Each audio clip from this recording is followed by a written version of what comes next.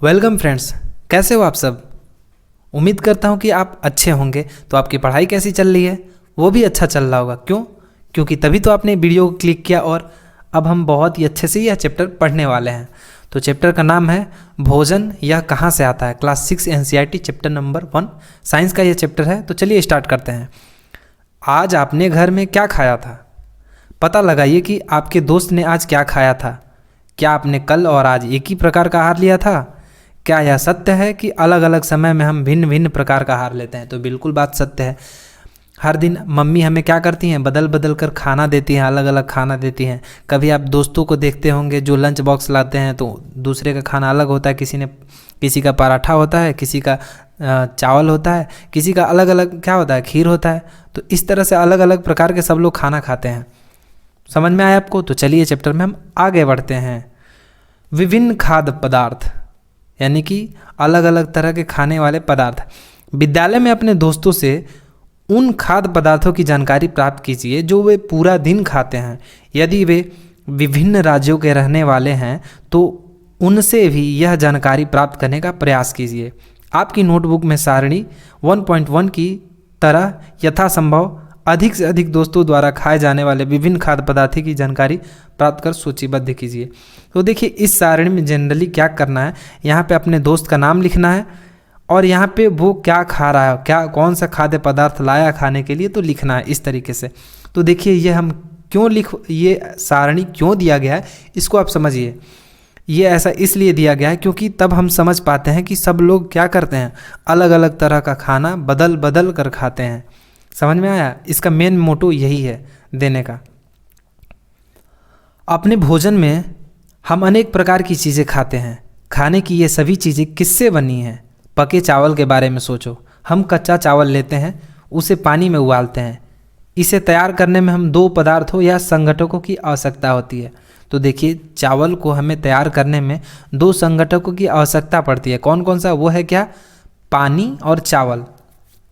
चावल कैसा होना चाहिए? कच्चा होना चाहिए। तो संघटक आपको समझ में आया? किसी भी पदार्थ को बनाने के लिए, भोज्य पदार्थ को बनाने के लिए जो उसमें अलग अलग जो संघटक होते हैं, पदार्थ होते हैं, उसे ही हम संघटक बोलते हैं। समझ में आया? दूसरी ओर कुछ भोजन तैयार करने में हमें कई संघटकों की आवश्यकता होती है। यदि हम सब्जी बनाना चाहते हैं तो हमें अलग अलग प्रकार की कच्ची सब्जियां, नमक, मसाला, तेल आदि का आवश्यकता होता है। समझ में आया? अब संघटक क्या है? जैसे कि मान लीजिए कि हम सब्जी बनाते हैं या फिर मम्मी है सब्जी बनाती है आपकी, तो वो कई प्रकार की चीज़ें डालती हैं। कच्ची सब्जियां डालती हैं, नमक, मसाला, तेल इत्यादि वो क्या करती हैं, अलग अलग चीज़ें डालती हैं। तो वो सभी क्या हैं?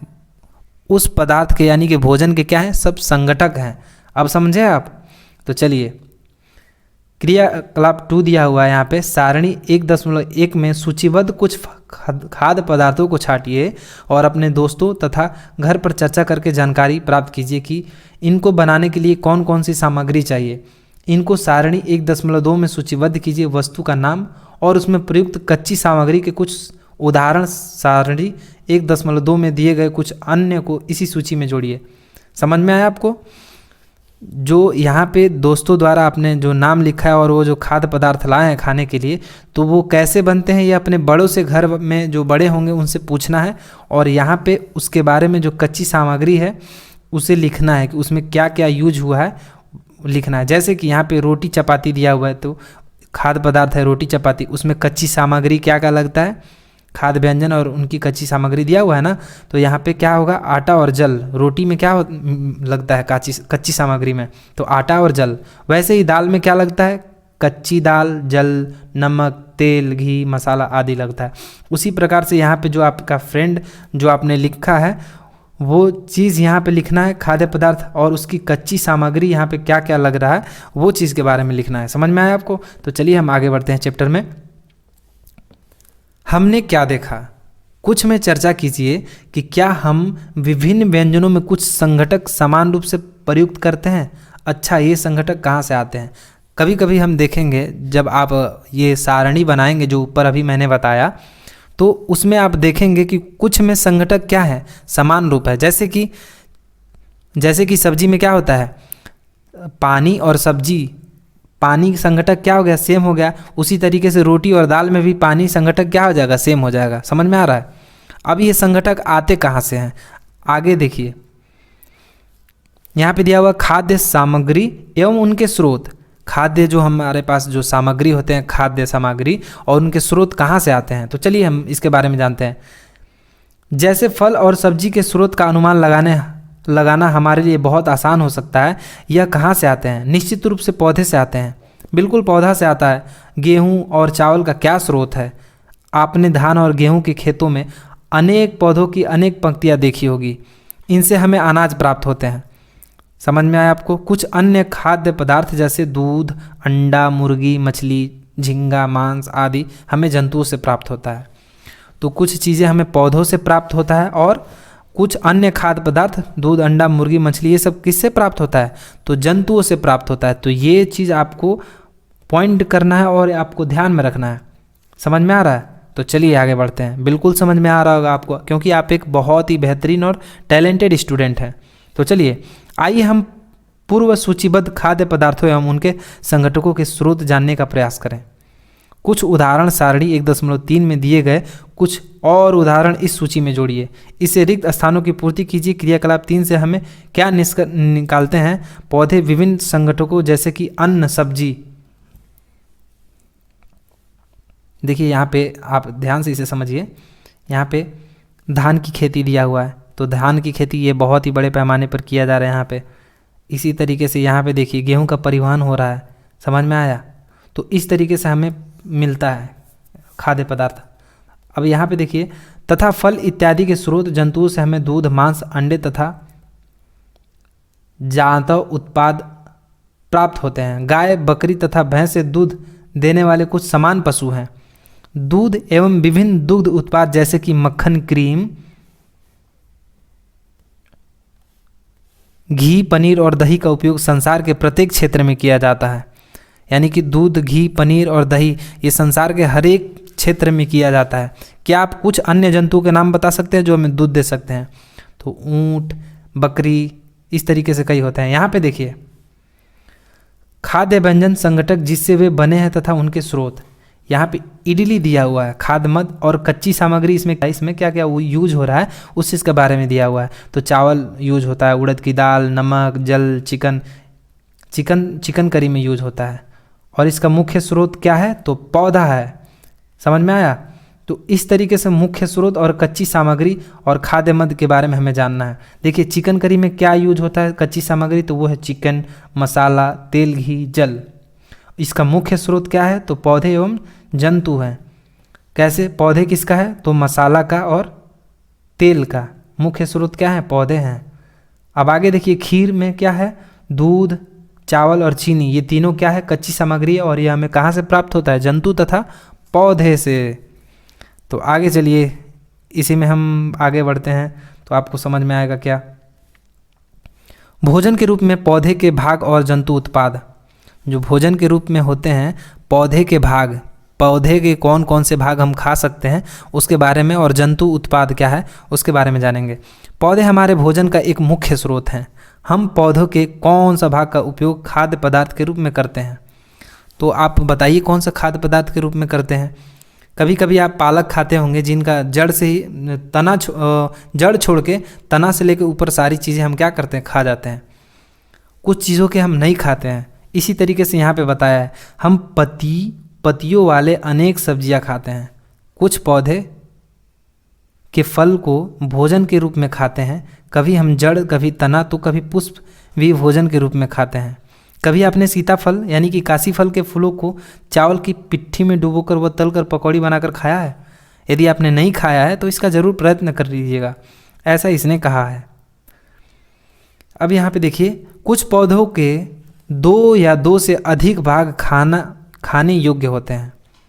समझ में आया। कुछ पौधे के 2 या 2 से अधिक भाग खाने योग्य होते हैं। उदाहरण के लिए सरसों के बीज से हमें तेल प्राप्त होता है। सरसों का जो बीज होता है उससे हमें तेल प्राप्त होता है एवं इसकी पत्तियों का उपयोग साग बनाने के लिए किया जाता है। क्या आप केले के पौधे के विभिन्न भागों के बारे में सोच सकते हैं जिन्हें हम भोजन के रूप में लेते हैं? क्या आप किसी अन्य पौधे के बारे में सोच सकते हैं जिसे 2 या 2 से अधिक भाग खाए जाते हैं? तो ऐसे सोचना है 2 या 2 से अधिक पौधे के बारे में जिसे खा सकते हैं। इसमें अपना दिमाग लगाना है, इससे आपका माइंड क्या होगा, डेवलप होगा। अब चलिए इसके बारे में देखिए, पादप योग्य खाने वाले जो चीज़ें हैं, पादप के खाने योग्य वाली चीज़ें देखिए, पुष्प इसमें खा सकते हैं। सरसों का ये जो पौधा है इसमें क्या क्या खा सकते हैं, देखिए इसमें पुष्प, और ये इसमें देखिए फली लगा हुआ है, तना है, ये पत्ती है, कलिका, यहाँ पे जो कलिका लिखा हुआ है इसे इंटरनॉड बोलते हैं, और ये जो जहाँ से लगा होता है जो पत्ती, इसे नॉड बोलते हैं।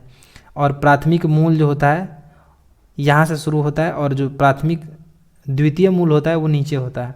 समझ में आया, इसके पार्ट दिया हुआ है। अब आगे बढ़ते हैं,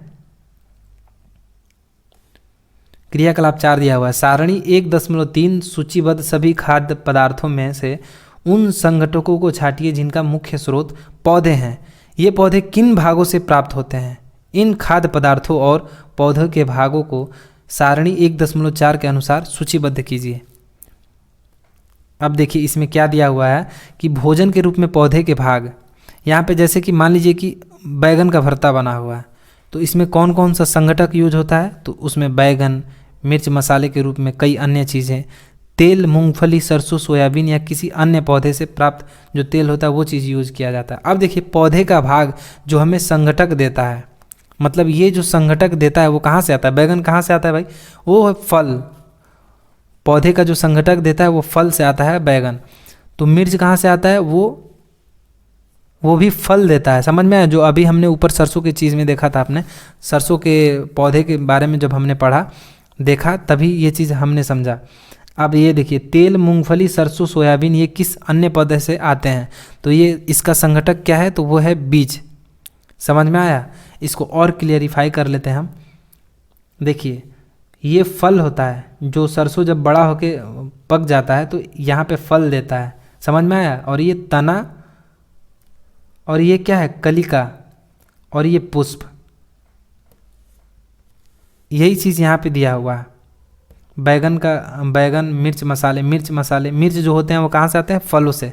जैसे कि सरसों का जो फली होता है उसी तरीके से ये कहाँ से आता है? तो पौधे के फल से आता है। तो आगे बढ़ते हैं हम इसी चैप्टर में। यहाँ पे लिखा है अपने आसपास की अनजान पौधे पर यह देखने के लिए परीक्षण ना करें कि वे खाने योग्य हैं। कभी कभी पौधे विषैले भी हो सकते हैं। तो जो हाँ आपको कभी कभी आप कभी भी ऐसा मत करिएगा कि कोई भी पौधे का पत्ता या फिर किसी भी तरह का चीज़ आप उसे खाने या फिर टेस्ट करने के लिए आप उसे मुंह में डाल लें, ऐसा नहीं करिएगा, क्योंकि वो हो सकता है कि जहरीला भी हो, विषैला भी हो। वही चीज़ यहाँ पे क्या करना है, हमें सावधानी बरतना है ये चीज़ को। तो चलिए आगे हम बढ़ते हैं इसमें। मूंग अथवा चने के कुछ सूखे बीज लीजिए। अब इनमें से कुछ बीजों को जल से भरे एक पात्र में डाल दें। मूंग अथवा चना लेना है, सूखा बीज लेना है। अब जल से भरे इस पात्र में, मतलब कोई भी एक पात्र लेना है, उसमें डाल देना है तथा 1 दिन के लिए छोड़ दीजिए। 1 दिन के लिए छोड़ देना है। अगले दिन जल को पूरी तरह निकाल दें और बीजों को गिलास में रहने दें। उन्हें एक गीली कपड़े में लपेट कर एक ओर रख दीजिए। उन्हें गीला कपड़ा में लपेट देना है और एक ओर रख देना है। अब क्या बीजों में कुछ परिवर्तन देखते हैं? क्या एक छोटी सी सफ़ेद संरचना दिखाई पड़ता है? आप देखेंगे जनरली 1 दिन बाद, आपने देखा होगा, अवश्य ही देखा होगा, 1 या 2 दिन बाद ऐसा सफ़ेद कलर का क्या होता है, दिखने लगता है। मूंग की दाल से या फिर चना की दाल से, चना से ऐसे ही दिखने लगता है सफ़ेद। तो उसे हम क्या बोलते हैं? जो ये सफ़ेद दिखाई पड़ रहा है इसे हम क्या बोलते हैं? अंकुरण बोलते हैं। अभी हम पढ़ेंगे क्या बोलते हैं। देखिए यहाँ पे बीज से बाहर निकल आती है। यदि हाँ तो बीज अंकुरित हो गए हैं। अब देखिए ये चीज़ क्या है? अंकुरित हो गया है। तो बीज को पानी में धोएं, पानी निकाल दें और गीले कपड़े से ढककर अगले दिन के लिए उन्हें छोड़ दें। क्या उस दिन आपको बीज से बाहर निकलता हुआ एक छोटा सा अंकुरित दिखाई देता है? वही चीज़ क्या है? अंकुरण कहते हैं। अंकुरों को सावधानी से धोकर आप इन्हें खा सकते हैं।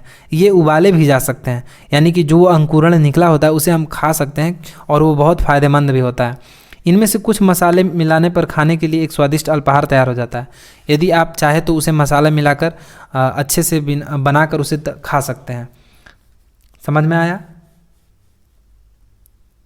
अब देखिए यहाँ पे चना एवं अंकुरित चना। देखिए एक नॉर्मल जो चना होता है आप लाएंगे मार्केट से तो इस तरीके से दिखाई पड़ता है, लेकिन जब आप उसे भिगो दोगे एक दिन बाद जब आप चेक करोगे पानी हटा के उसमें से, तो कुछ 1-2 दिन में ऐसा सफ़ेद सफ़ेद कलर का निकल जाएगा। तो ये सफ़ेद सफ़ेद कलर का क्या है, वो है अंकुरण है, यानी कि अंकुरित चना है वो। क्या आप जानते हैं कि शहद कहाँ से आता है, यह कैसे उत्पादित होता है? क्या आपने एक मधुमक्खी का छत्ता देखा है जो बहुत सी मधुमक्खियाँ भिन भिनाया करती हैं? मधुमक्खियाँ फूलों से मकरंद यानी कि मीठा रस होता है। मकरंद क्या होता है, एक मीठा रस होता है जो कि मधुमक्खियाँ बहुत दूर दूर से मीठे रस को चूस कर लाती हैं और एकत्रित करती हैं और इसे अपने छत्ते में भंडारित करती हैं। फूल और उनका मकरंद वर्ष के केवल कुछ समय ही उपलब्ध होते हैं। समझ में आया? वर्ष की कुछ ही समय तक उपलब्ध होते हैं जो मीठे रस होते हैं। अतः मधुमक्खियाँ, देखिए ये मधुमक्खी है, मधुमक्खियों का छाता है, ऐसे होता है मधुमक्खी का छाता। इस मकरंद का भंडारण कर लेती हैं ताकि पूरे वर्ष इसका उपयोग किया जा सके। हम ऐसे छत्तों में मधुमक्खियों द्वारा भंडारित भोजन का शहद के रूप में उपयोग करते हैं। यानी कि आप जो शहद खाते हैं वो क्या करते हैं, मधुमक्खियाँ अपने साल भर के लिए वो क्या करते हैं, वो लोग अपने लिए भोजन इकट्ठा करते हैं उसमें मकरंद के रूप में, जिसे हम शहद के नाम से जानते हैं, और वो इकट्ठा करके अपने लिए रखते हैं और उसका उपयोग हम क्या करते हैं, शहद के रूप में करते हैं। तो जंतु क्या खाते हैं, नेक्स्ट पॉइंट आता है कि जंतु क्या खाते हैं। क्या आपके घर में कोई ऐसा पालतू पशु है जिसकी आप देखभाल करते हो? वो हो सकता है कुत्ता, बिल्ली, भैंस, बकरी। फिर आपको इसकी जानकारी भी अवश्य होगी कि आपका पालतू जानवर क्या खाता है। बिल्कुल जानकारी होगी कि आपका पालतू जानवर क्या खाता है। अन्य जंतु क्या खाते हैं? क्या आपने कभी गिलहरी, कबूतर, छिपकली या छोटे से कीट को खाना खाते देखा है? तो यदि आपने देखा होगा तो अब आपको समझ में आ जाएगा। यदि नहीं भी देखा है तो कोई बात नहीं, तो आप समझ लीजिए कि वो लोग खाते हैं। देखिए यहाँ पे गिलहरी अखरोट खाते हुए दिखाया जा रहा है। गिलहरी दोनों हाथों से उठा कर अखरोट खा रही है। सारणी 1.5 में अनेक जंतुओं के नाम लिखें। इनमें से कुछ जंतुओं द्वारा खाए जाने वाले भोजन भी लिखें। सारणी में रिक्त स्थानों की पूर्ति कीजिए। देखिए 1.5 में जो दिया गया है उसमें सारणी बना रहा है और जो जंतु का नाम लिखना है और उनके भोजन जो वो खाते हैं उसके बारे में लिखना है। इससे आपको आइडिया होगा कि क्या क्या वो लोग खाते हैं। देखिए 1.5 में क्या दिया गया है, यहाँ पे जंतु और उनके भोजन। भैंस यहाँ पे दिखाया गया है, तो भैंस क्या क्या खाती है खाए जाने वाला भोजन, तो घास, खली, भूसा, अनाज, पत्ती। बिल्ली क्या खाती है, छोटे जंतु, पक्षी, दूध। चूहा क्या खाता है, तो यहाँ पे लिखना है। शेर क्या खाता है, यहाँ पे लिखना है। बाघ क्या खाता है, ये सभी चीज़ें जो जो खाते हैं यहाँ पे लिखना है। इससे आपका आइडिया और कंसेप्ट बिल्ड होगा। समझ में आ रहा है? तो आइए आगे बढ़ते हैं। फिर से सारणी 1.5 को ध्यान से देखिए और ये सब करने के बाद आपको बहुत ध्यान से फिर सारणी को देखना है। इसके जंतुओं के 3 वर्गों में विभाजित कीजिए। पहले वर्ग में केवल उन जंतुओं के नाम लिखिए जो केवल पौधे और पादप उत्पाद खाते हैं। अब समझिए, देखिए शाकाहारी जंतु किसे कहते हैं? शाकाहारी जंतु उसे कहते हैं जो केवल पादप उत्पाद खाते हैं। पादप उत्पाद क्या है भाई? तो पादप उत्पाद वो होते हैं जो पौधे होते हैं, पेड़ पौधे होते हैं, वही होते हैं। तो जो जीव इन पादप उत्पाद को खाते हैं, पेड़ पौधे सिर्फ खाते हैं, वो क्या होते हैं? शाकाहारी होते हैं, शाकाहारी जंतु होते हैं। तो इस तरीके से जो ये 1.5 आपका दिया गया है, तो ये सारणी ऐसे अलग अलग पार्ट में डिवाइड करना है जो कि शाकाहारी, मांसाहारी और सर्वाहारी जंतु के रूप में उसे अलग अलग तरीके से लिखना है। अब देखिए यहाँ कुछ जंतु ऐसे हैं जो दूसरे प्राणियों को खाते हैं, इन्हें दूसरे वर्ग में रखते हैं। इन प्राणियों को मांसाहारी जंतु कहते हैं। तो मांसाहारी जंतु किसे कहते हैं? जो दूसरे प्राणियों को खाते हैं मार के। क्या आप कुछ ऐसे जंतुओं को जानते हैं जिनका भोजन पौधे और जंतु दोनों ही होते हैं? इन्हें तीसरे वर्ग में रखिए, इन्हें सर्वाहारी जंतु कहते हैं। अब देखिए सर्वाहारी क्या होते हैं? सर्वाहारी जंतु जो दोनों खाते हैं, पादप उत्पाद भी खाता है और जंतुओं भी मार के खाते हैं। उसमें क्या आता है? मनुष्य आते हैं जो कि दोनों ही टाइप की चीज़ें खाते हैं, सर्वाहारी होते हैं मनुष्य। समझ में आया आपको?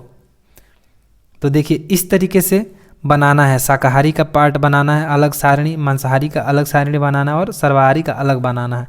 तो देखिए इसमें जो जीव का नाम आपने लिखा था उस तरीके से यहाँ पे शाकाहारी वाले में शाकाहारी को लिखना है, मांसाहारी में मांसाहारी को लिखना है और सर्वाहारी में सर्वाहारी को लिखना है। समझ में आया? तो चलिए आगे चलते हैं।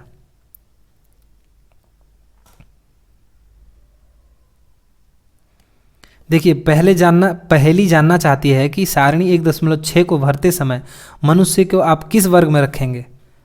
तो मनुष्य को आप किस वर्ग में रखेंगे? सर्वाहारी वर्ग में रखेंगे। क्यों? क्योंकि वो दोनों चीज़ें खाते हैं, मांस भी खाते हैं और पादप उत्पाद भी खाते हैं। समझ में आया आपको? तो उत्तर आपको मिल गया। अब देखिए, हम जानते हैं कि हम में से बहुत से लोग ऐसे हैं जिन्हें पर्याप्त भोजन नहीं मिलता।